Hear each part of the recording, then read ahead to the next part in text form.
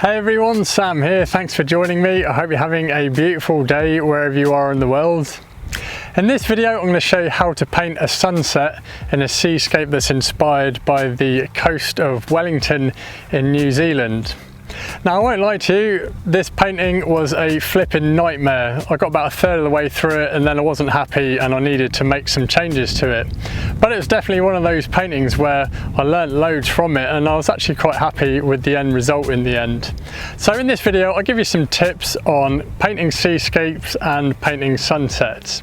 Now, just before I start the video, I'd like to quickly tell you about my Patreon channel. Each month I upload a full-length painting tutorial video plus reference photos and lesson notes and also other content as well, all for just $5 a month, and I've put the link in the description box below. So without further ado, we'll get straight into the video and I hope you enjoy it. I'm painting on a medium weave Belgium linen that's mounted to some stretcher bars and it measures around 35 centimeters by 45 centimeters. Now I'm using oil paint here and I'm sketching out my composition using burnt sienna mixed with liquid original, which is the medium I'm going to be using for this painting. So the liquid original, it speeds up the drying time and it also thins the paint as well. Now, even though I'm painting this in oils, you could just as easily paint something like this in acrylics. Now, as I sketch out the composition, I'll just go over the idea behind it. You will have seen me right from the get-go here sketching out the horizon line first of all. And one of the things that's important, especially in seascapes, is never have your horizon line in the middle of the canvas. Either go for a lower horizon or a higher horizon, which is what I did here. So the horizon is slightly higher, the sun is to the right of the centre in this composition, so you never have your focal area in the middle of the composition. And then the breaking wave is also the main focal area, with the sun being the secondary area of interest. Now I'll go over the colours that I'm using in just a moment, but before I talk about that, I'd like to just quickly discuss the values in the scene. And values is how light or dark a subject is. And whenever I start a painting, I always look for those dark areas of shadows first of all. So we'll find our darkest darks and our lightest lights in the foreground, but then as landforms recede, darks are not as dark and lights are not as light. And this includes clouds as well, so these are in shadow, but these are lighter of the shadows. But what I do with my paintings is I establish all my dark values first, then it makes it much easier to build up a tonal dynamic in the painting. It then makes it much easier to add in the colours and areas in light afterwards. So the sky is a mix of ultramarine blue with some burnt sienna, titanium white and a little alizarin crimson. And then for these rocks in the foreground, where we're going to find our darkest shadows, I've used a mix of ultramarine blue and burnt sienna, and this creates a near black. We can create some really dark tones with these two colours. So I never actually buy pre-mixed black, I always make my own. So I'll go over the colours I'm using, and it includes titanium white, burnt sienna, yellow ochre, cadmium yellow, cadmium red light, alizarin crimson, ultramarine blue and phthalo green. And as I said a moment ago, I'm using oil paints, and the brand of oil paints I'm using is Blue Ridge oils, and these are an artist quality oil and I absolutely love using them. They're the nicest paints I've ever used, in fact.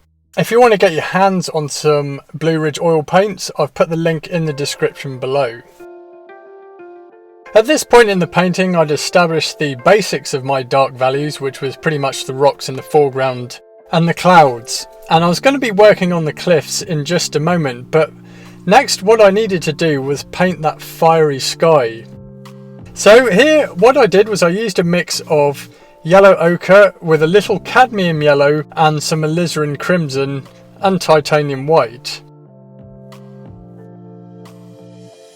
So where the sun is, I've used more titanium white in my mix, and then I've increased the saturation by mixing in some more cadmium yellow, yellow ochre and then some alizarin crimson, keeping in mind the value of the colour. I don't want it to be too dark. And also I want to blend that colour into the blue sky as I work further away from where the sun is and towards the edges of the canvas. So here I'm using a lighter layer of paint and it's just got more titanium white in the mix. When painting this fiery sky, I made sure not to use too much cadmium yellow so it didn't look overly saturated. There's a bit of a balancing act with the colours here, but I was able to blend them nicely. In order to communicate that bright sun as well that's setting, the distant cliffs also need to be an orangey colour. It makes the sun look really bright and powerful, like it's illuminating the surrounding area and perhaps leaping off the canvas as well. So I've used the same colours that I've used for the sky here, and this was a mix of yellow ochre with some cadmium yellow, titanium white and alizarin crimson. But then what I did was I added more cadmium yellow and alizarin crimson into the mix, and even a little cadmium red. I also added a bit of cadmium red into the cliffs as well. And then for those cliff shadows, it was just a mix of ultramarine blue, burnt sienna, alizarin crimson and titanium white. For the sky here, I've used a mix of ultramarine blue with quite a lot of titanium white to make sure that the value is light, and also a little phthalo green as well. And then what I did was I blended that with the fiery sky, and then also added a bit more to these clouds as well, just making them a little bit darker. So that was it so far. I was creating those distant cliffs with a hot fiery sky as the sun's setting, and then I started working on the sea and the breaking wave in the foreground, also carrying across that golden yellow colour from the sky but with more titanium white in the mix to paint the highlights on top of the breaking waves. At this stage of the painting I'm not worried about detail at all, I just want to get all the basic information down. Next I started painting the main part of the breaking wave here, using a mix of ultramarine blue with titanium white, a little yellow ochre and a very small amount of phthalo green, just marking that in. So this wave here is in shadow because the light's behind it, and then there was an illuminated translucent part that I painted at the top of the wave. The water in the foreground is in shadow, and I mostly used a mix of ultramarine blue, a little burnt sienna, titanium white and a little alizarin crimson, but ultramarine blue is the dominant colour in this mix. The foreground of the sea is reflecting the sky. Then after that I was painting the white water from the breaking waves. This is in shadow as well mainly, and this was also a mix of ultramarine blue with just a small amount of burnt sienna, titanium white and alizarin crimson. And the burnt sienna just desaturates the blue as it's a dark orange, so it just helps to keep the blue in check. Now another thing you might notice whilst I've been painting this is that I've been using similar colours, and I've been trying to carry across similar colours throughout the painting, as this helps to create colour harmony, which means the painting will look nice and it will read well to the viewer, and the whole thing will just look harmonious with all the colours in it. And this is part of the reason why I use a more limited palette as well. By using less colours, I'm more likely to be using those colours throughout the whole painting. It also helps to improve your colour mixing skills as well. Now here I'm just painting a little bit of reflected light into these rocks and using the same colours I'd already used in the rocks, but with a little bit of titanium white added. There's a bit of a subtle difference between the values here because these rocks are in deep shadow, so the reflected light's not going to be that bright, and really I don't want too much attention being drawn to the rocks either. The painting is all about the breaking wave and that fiery sunset in the distance. Here I'm just painting some more highlights to the breaking wave, and again using the same colours that I've used in the background sky, so mostly titanium white with a little yellow ochre, alizarin crimson and a very small amount of cadmium yellow. You really won't need too much cadmium yellow at all because it's very saturated. Here at this point in the painting I'd allowed it to dry, so the blocking stage was complete and I started off by painting the sun. This was titanium white with a little bit of cadmium yellow and yellow ochre, but I didn't want to go to full white just yet. I want to save my lightest values until the very end. So I was building up the brightness in the sky and just holding off on my lightest values, which I did throughout the whole painting, and I do that with all of my paintings actually. I save my lightest values until the very end of the painting, so even as I'm working through the painting, I keep everything a little bit darker. So just like with the blocking in stage, I'm actually using the same colours that I used before, but I decided to make the value a bit more lighter here. So again, this was titanium white with a little yellow ochre, some cadmium yellow and alizarin crimson. Now I was adding more layers to this painting, adding more details to it and modelling the paint, and it was as I was working through it that I just felt that this seascape wasn't really going according to plan. It just wasn't engaging like I'd like it to be. Even though I had a lot more work to do on it, I was doing work on the foreground as well. But I just thought I could make it better, and I was actually at the point with this seascape where I kind of just ran out of energy for it a little bit really. And what I had to do in this case was just put it aside for a while, which I've done that with paintings before. Sometimes when I just feel like they're not working, I'll actually just leave a painting for sometimes several months and then just come back to it. And that's what I did with this one. I put it down for quite a few weeks in the end. But I wanted to get this painting finished, so I decided to have another go at it and see if I can make it better. So I wanted to make the painting look more colourful as well, and also just add some more details to it, changing things up. So the first thing I did was I worked on the sky. The sky, and especially the clouds, were looking a little bit boring, so I decided to add a few more clouds to it and also make those clouds look a little bit more violet. Violet is opposite to yellow on the colour wheel, and as we've got quite a lot of yellow in this painting, I wanted to make sure it complemented the clouds nicely. And the same for these shadow areas in the cliffs and these rocks as well that are in the midground. I used a mix of ultramarine blue, burnt sienna, alizarin crimson and titanium white, but there's quite a lot more ultramarine blue and alizarin crimson in the mix. Again, creating that violet colour that's going to complement the fiery yellow in the sun. So I added more colour to the rocks here in the midground. I was just changing the whole painting. I also spent a lot of time painting the fiery sky. I wanted to make sure that I was getting the colours and the values right, because I'm actually not that experienced at painting sunsets. I've only painted a few, and I've found that it's quite a delicate balance with making it look realistic and natural looking with nice vibrant colours, but also making sure that those colours aren't way too saturated or looking garish in the painting. So it's quite tricky, especially using colours such as yellows and reds. So I was working over this again. I readjusted the value, I actually made it a little bit darker because I wanted more emphasis on that bright sun. But essentially I was using the same colours that I was using during the blocking in stage. Now another thing that needed addressing in this painting was the breaking wave. It looked pretty boring as it stood at the moment, and I thought I could make the wave look much more interesting and dramatic. And what I did was I painted a much lighter translucent area using a mix of ultramarine blue with titanium white, a little yellow ochre and some phthalo green, with the phthalo green being the more dominant colour. I wanted to create a nice rich looking translucent area of a breaking wave, and that's going to add drama to it. Now I didn't have any reference photos to refer to when I was painting this breaking wave. I actually drew on my experience of painting many seascapes, and I was kind of just making it up off the top of my head. But I've painted so many of these breaking waves, I kind of knew what to do. The top of the upper section of the breaking wave, this is where the translucent area is, and then it's getting darker as we get towards the base of the waves. I also added some more waves in the distance and made an overall adjustment to the sea in general. It was here that I was working across the whole painting, going over the areas that I'd already worked on and building up the detail, adding more layers, more colour, and creating a new kind of colour scheme that was in fitting with the rest of the painting, and especially that breaking wave as well.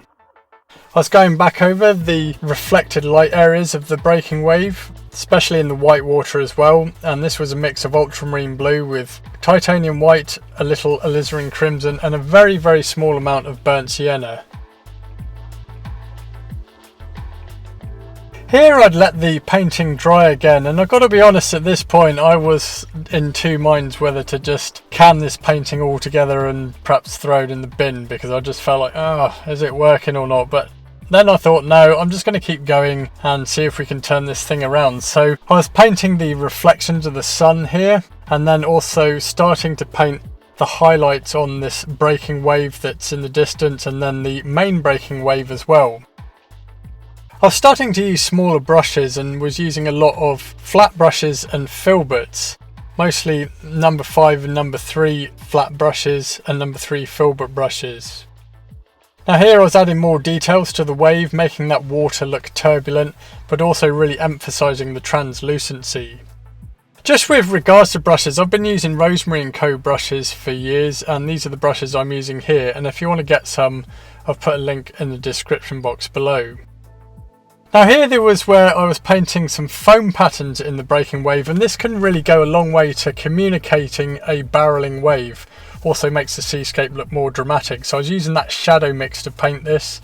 Again, ultramarine blue, titanium white, a little burnt sienna and some alizarin crimson. It was actually once I'd painted these foam patterns and did some more work painting the reflected light within the breaking waves that I got my first kind of light bulb moment sign that this painting was possibly going to work out. So I just carried on working away. Here I was adding more details to the rocks in the foreground, really emphasising those cracks and fissures there, marking those in. Again, this was ultramarine blue with some burnt sienna to create a near black. And I was wanting to communicate some really jagged, rough looking rocks. I then painted some reflected light in the rocks, also to help communicate the three-dimensional shape of these rocks. And again using ultramarine blue with burnt sienna, titanium white and a little alizarin crimson, but in this case the burnt sienna is the more dominant colour in the mix. Also, as I was getting into some more detail in these rocks, I started using a synthetic ivory dagger brush. So these are synthetic bristles and the hairs meet to a nice fine point. You can use the broad end of the brush for some really quite sharp marks there, and you can also use the tip of the brush for some extra fine marks. At this point in the painting I could see the finish line and I was adding more details, and I was working on the sky again. Jeepers, I think I must have worked on this sky about 4 or 5 times. I don't know, I think I've lost count now. But anyway, working on that bright sun, that's the main, or one of the main focal areas in the painting, not just the wave, but I really wanted to save those light values until the very end. So the bright sun itself is literally going to be just some titanium white with a small amount of yellow ochre and some cadmium yellow. But I was building up those layers, so making the sun brighter, adding more texture to the sky, and then I worked across the highlights here on the tops of the breaking wave.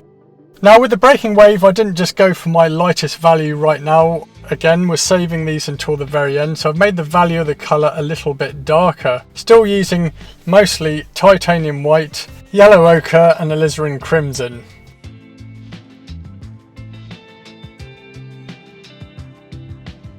I spent time building up more detail in the breaking wave in the foreground and the white water, the foam patterns.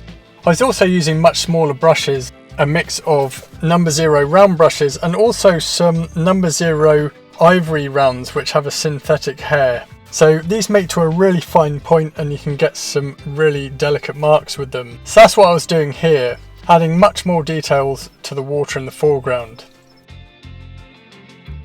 Here I was adding another layer to the sun, not using my lightest values at this point but getting close, so building up the brightness of that sun. And then I was also painting some of that reflected sunlight in the clouds as well, and this was a mix of yellow ochre with titanium white and some alizarin crimson. The layers of the shadow areas of the clouds were also wet as well, so the ultramarine blue was mixing in with it but wasn't making green because of the alizarin crimson in the mix, so I was adding that to it. And then the yellow, of course, opposite to the violet tones that are within the clouds, so making the colours look harmonious. So a tip for when you're painting clouds around sunsets anyway, is definitely make sure that there's a presence of some violet in the mix, whether it's a alizarin crimson or a quinacridone magenta you're using in there. Remember that violet is opposite to yellow on the colour wheel, so it will look more harmonious if it has a violet tone to it. At this point in the painting, the foreground was dry, so what I was doing was I was adding a glaze just above the crests of the breaking wave, and this was titanium white with some yellow ochre, but with no medium mixed in, just those two colours on their own. And what it does is it helps to create a glow from the sun, so just adds to the realism of the breaking wave. Also can help to communicate sea sprays. And then I was painting some more pencil thin highlights across the white water in the foreground where the sun was illuminating the tips of these little waves and ripples within the water. And then I was spending the last session painting the sun here, and this was where I was using my lightest values, which I'd saved until the end, titanium white with a little bit of yellow ochre and cadmium yellow. And then I was also painting in the reflection underneath. I found that sometimes using a fan brush can be quite good for painting sea spray as well, which is what I've done here. I don't often use fan brushes, but they can be useful. Now here I was adding the finishing touches to this painting, just a bit more translucency in lighter areas within this breaking wave here, and just in general adding some final details that's going to bring the whole painting to life.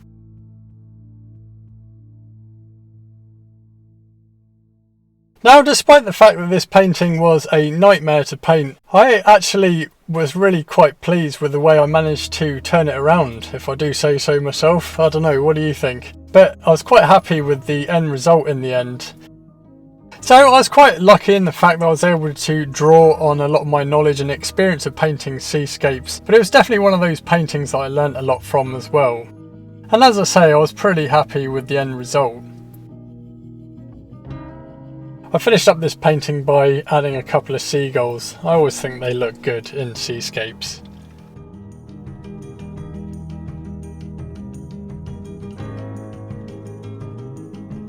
Thanks for watching. I hope you enjoyed this video, and if you did, be sure to give it a like and subscribe to my channel. Also feel free to share this video and leave me a comment in the comment section below. I read all of them and I try and respond to as many of them as I can. Now, if you'd like to learn more about painting landscapes and seascapes, then check out the painting resources I have on my website at samuelerp.com. I've got a painting blog on there full of free written painting tutorials.